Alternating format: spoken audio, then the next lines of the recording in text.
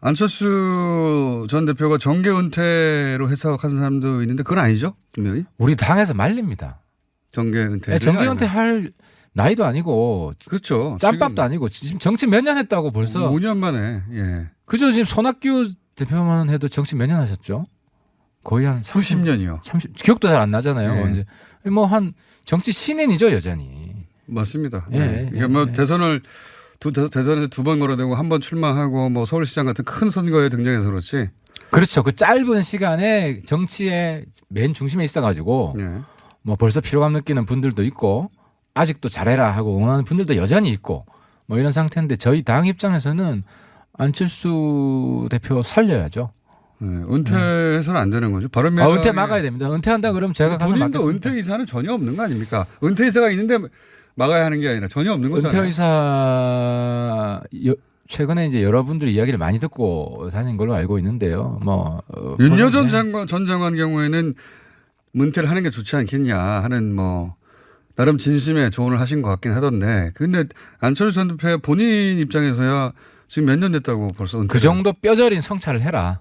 그런 의미로. 예. 받아들이고. 은퇴했다고 생각하고 그러니까 은퇴한 사람 입장에서는 정치가 좀 객관적으로 보일 거 아니에요. 그만큼 객관적으로 한번 봐라. 본인이 여태까지 걸었던 길을 그렇게 이해합니다. 안철수 전 대표를 혹시 지방선거 이후에 만나보신 적은 있습니까? 곧 만날 겁니다. 아직 못 만났습니다.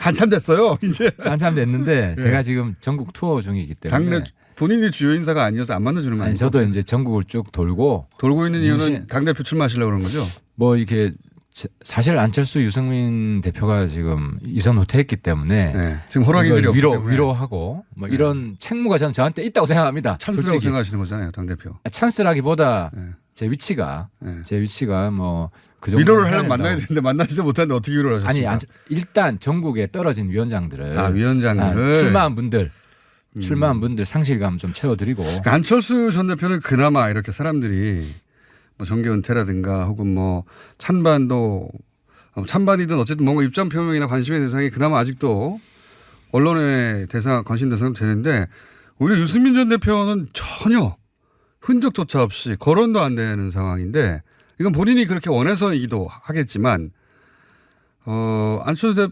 유승민 전 대표를 언론이 그렇게 굳이 또 찾지 않는 것도 있는 거 아닌가. 뭐랄까요. 이번 지방선거 결과로 유승민 대표 두 사람 다 타격을 입었고 홍준표 대표도 타격을 입었고 뭐 다 보수 진영의 리더들이 타격을 입었지만 홍준표 대표는 별 타격 안 입은 것 같은데요. 틈만 나면. 그분의 멘탈은 무척 강하니까요.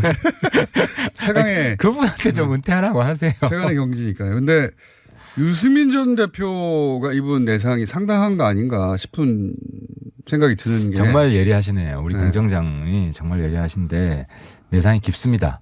깊고 아마 뭐 본인 이야기로도 거의 칩거다 해답을 찾기 위한 자맹을 뭐 상당 기간 할 것 같습니다. 그러니까 안철수 대표는 그나마 본인이 물러난다 뭐 1, 2년 있다가 뭐 국민이 다시 부르면 나오고 이런 말이라도 하는데 유승민 대표는 아예 그런 말조차 안 나오는 거 아닙니까 지금.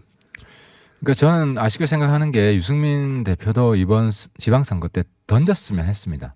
던졌다는 건 출마요? 출마죠. 안 대표랑 서로 역할 분담해가지고 그러면은 명확하게 평가를 받을 수 있습니다. 자기 평가를. 그죠? 안철수 대표가 몇 %나 나오고 그렇죠. 수치로 드러나는. 수치로 명확히 드러나는데 이번에 것은 이게 본인의 평가이지만 본인에 대한 아주 엄격하고 냉정한 평가. 라기보다 포괄적인 평가죠. 포괄적인 평가죠. 그러니까 본인의 고민이 더 깊어지는 겁니다. 뭘 평가해야 될지. 내가 어디 있는지. 예를 들어 뭐 대선에 나온 것보다 잘못한 건지. 그죠? 그런 근본적인 고민. 그렇죠. 이게 미래 그럼 다음 대선에 대선 주자로서 여러 번 밝혔지 않습니까? 그런데 유승민 대표는 굉장히 예측 가능하거든요. 한번 시작하면 끝을 봅니다. 시작할 때. 그러니까 그만큼 고민의 시간이나 깊이나 상당히 두텁고 깊을 것이다. 그러니까 지금 탈당하고 바른정당 만들고 대선 출마하고 그리고 지금 바른미래당까지 온 이 상황 전체를 다 놓고 그렇습니다. 내가 대선 출마한 것이 과연 맞았는가 혹은 앞으로 계속 이 길을 가야 하는가. 총선 대선까지 가야 하는가. 종합적인 그림이 나와야 되겠죠. 그런 근본적인 고민을 하기 시작했다. 그뿐만 아니라 뭐 노선 개혁 보수라고 본인이 주창하시는데 이번에 보면 바른미래당 개혁 보수 아니다. 그렇죠. 개혁 보수인지 모르겠다. 국민의당에서 온 분들은 보수라는 단어를 꺼내면 굉장히 싫어하죠. 아니 그리고 모욕적이라고. 유승민 대표 본인도 그 개혁 보수라고 인정을 못 받은 거 아니에요. 못 받은 셈이죠. 그렇죠. 네. 그러니까 그 부분까지 포함해서 깊은 성찰을 할 수밖에 없다고 그러면 봅니다. 이 정당을 가지고 개혁 보수를 표방하는 게 맞는가? 혹은 본인이 개혁 보수를 표방하는 게 맞는가? 저는 뭐 그것보다 개혁 보수의 내용이 무엇이 돼야 되는가? 무엇이어야 하는가? 바른미래당은 개혁 보수를 끌고 가야 된다는 신념은 변함이 없겠죠. 정당을 계속 유지할 것인가? 이 형태로 혹은 뭐 대선 후보로 혹은 뭐 이 길을 계속 갈 것인가? 왜냐하면은 아니, 제가 가장 큰 거는 본인의 노선이라고 생각이 됩니다. 노선이요? 예. 왜냐하면 지금 특히 안보 환경이 급격히 변했고 본인이 가장 공장장을 포함해서 가장 비판을 많이 받은 게 홍준표 안보 노선과 뭐가 다르냐? 네. 그 바른미래당에서 바른당 출신으로 그 소위 이제 그 평화체제, 냉전체제가 해체되고 있다는 인식을 한 것은 하태경 의원이 유일했잖아요. 사실 공개적으로 밝힌 뭐 저도 건. 아직 검증이 된 건 아니고 뭐 어쨌든 최근에 공개적으로 밝힌 건 유일했습니다. 저뿐만 아니라 여러분들도 많이 있었는데 뭐 공개적으로 밝혀진 것은. 뭐 많이 떠들었고 네. 그래서 아무튼 그 다음에 이제 4차 산업혁명, 경제 이게 도대체 뭐냐? 구체적으로 이런 뭐 깊은 고민을 할 것 같습니다. 안철수 전 대표가 다음 대선에 또 나올 것을 의심하는 사람들은 별로 없는데 유승민 전 대표 같은 경우에는 그것까지 포함해서 고민에 들어갔다 이렇게 봐도 되는 거네요. 저는 그렇게 봅니다. 그 뭐 제가 직접 물어보지는 않았는데 그렇게 본다 옆에서 보기에. 항상 근본적인 고민을 하시는 분이기 때문에 본인이 새로운 개혁 보수 내용을 딱 제시할 수 있느냐 없느냐에 따라서 본인이 정치를 왜 하는가에 대한 그건 뭐 대선이지 않겠습니까? 거기에 대한 답변도 같이 준비가 되면 나오실 거라고 생각합니다. 그게 언제가 될지 모르겠고. 짧은 시간 안에는 안 될 것 같습니다. 그러면 이제 안철수 유승민 두 대주주들이 없는 상황에서 당대표를 선출해야 되는데 원내대표는 선출됐고 이미 국민의당 쪽에서.